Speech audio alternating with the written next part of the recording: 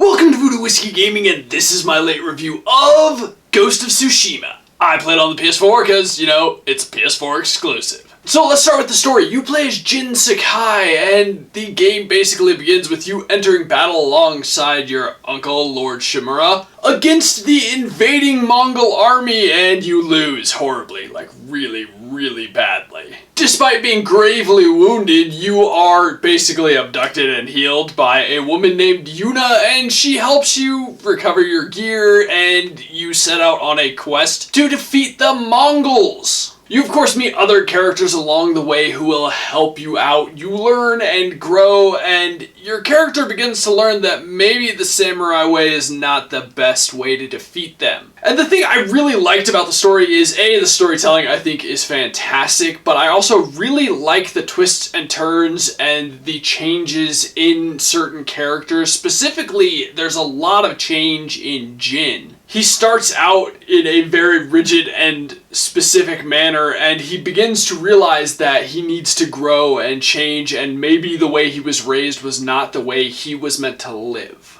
As for the audio, I love the music in this game. I really enjoy it. It definitely fits the vibe of the game. It's very traditional Japanese, and it works with what's going on, and it picks up when you're in battle, and, you know, there's music to fit the drama and the travel. It just works very well. The voiceover work is very good in this game. It's really top-notch stuff. I was really impressed by the quality and the delivery from all the actors. They truly breathe life into this samurai drama. As for the rest of the sound effects, I think they're wonderful, and so far I really haven't noticed any missing ones, which is always nice because, you know, that's just always just a wee bit distracting. Now let's get into the gameplay mechanics and whatnot, which, first off, this is a very open world, action, stealth, RPG element riddled game. Jin is very much traditionally trained as a samurai, so there is a great combat system in this game, but he realizes that when he's, you know, not quite on his own, but he's one man trying to do all these big tasks, that stealth is very much his friend, and being sneaky, stabby, and, you know, it's beneficial to what he's trying to do. So those really are the two main elements when you're dealing with the Mongols, is sneaking about or going, you know, head first in. You can do either one. And I will say, the one thing that threw me off, and it took me a while to get used to, is the combat in this game. While it works very well and is exactly what you'd expect in some ways, it is a far harder combat system than I was initially prepared for.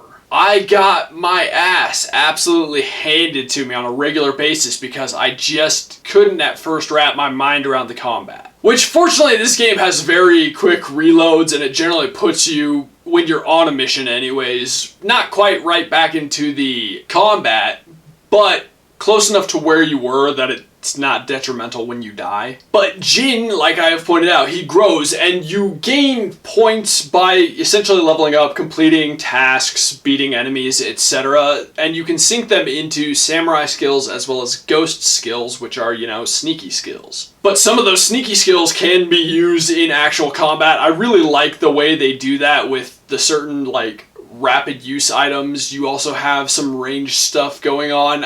Different stances you can use in combat. And those different stances do become very important against the different enemies, and I really enjoyed that they thought about it. They put a lot of thought into the combat. There are also a ton of little other things in this game for upgrading. You can find all sorts of shrines which will unlock charms to give you like health boosts, damage boosts, etc. And I think it's a good way to do collectibles because they're also beneficial to you. And there are also the bamboo stands that you can find, and when you do those, you gain more resolve, which allows you to heal yourself in combat, as well as perform certain special moves that you can find and unlock along the way. I think that stuff was very well thought out. I will also say, this is one of the only games that I can think of that when you have to follow an NPC somewhere, they will match your speed. It's not one of those awkward things where they run, but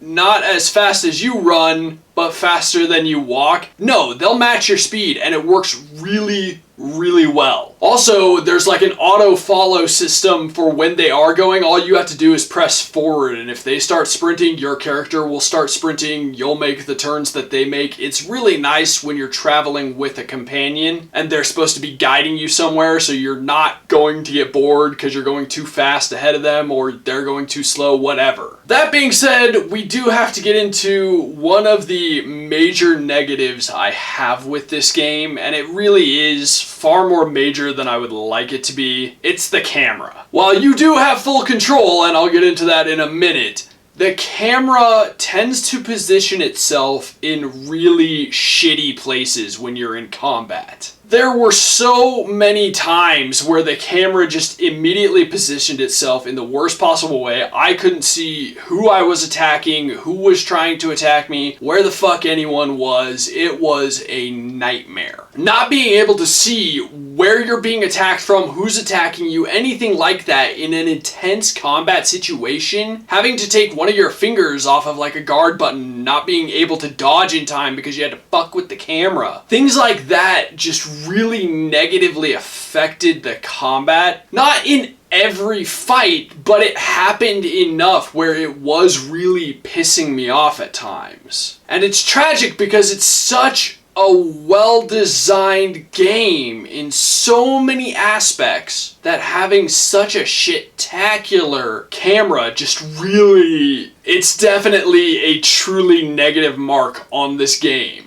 Then let's get into the controls, which, as I said, camera, there are major problems. You do have free control over it, and it's a very responsive and good camera when it comes to controlling it yourself. Obviously, the way it positions itself, not so much. I really think the controls are very well mapped out. They're intuitive and easy to use. You pick up the controller, anytime anything's explained to you, it's very easy to understand. You don't feel like you have to think to basically get your character to do what you want. It's not one of those games where you're like, oh wait, what button was that?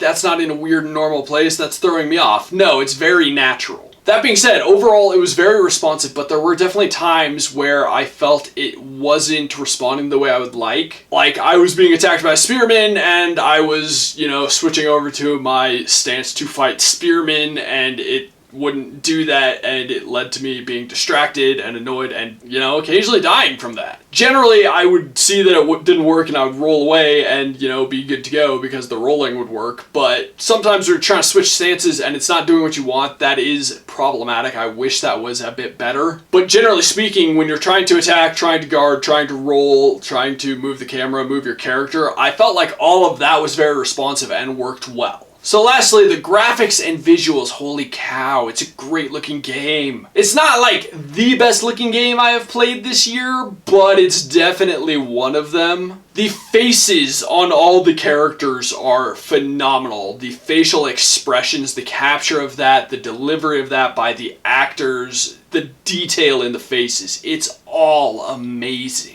I will say, though, that there were a few times where the camera was focused on the hands, or hands were kind of important in the scene, and they looked weird and not quite right, which is a minor detail, especially compared to the faces delivering the story, but it was noticeable at times. The world itself, though, holy shit, it's wonderful. It's truly beautiful. And there are these areas where you have to climb up to get certain unlockable items, and you just kind of get distracted once you get up there with how beautiful it is. There were a couple of times, and I'm going to include them, where I just panned the camera around to look at how beautiful the landscape was. There are other really impressive details in this game, like riding through the fields, watching the wind blow the grass, things like that. Jin's cape or cloak or whatever you want to call it is amazing. The way it moves with the wind or when you're running, it just looks really fantastic. And it's small details like that that just help.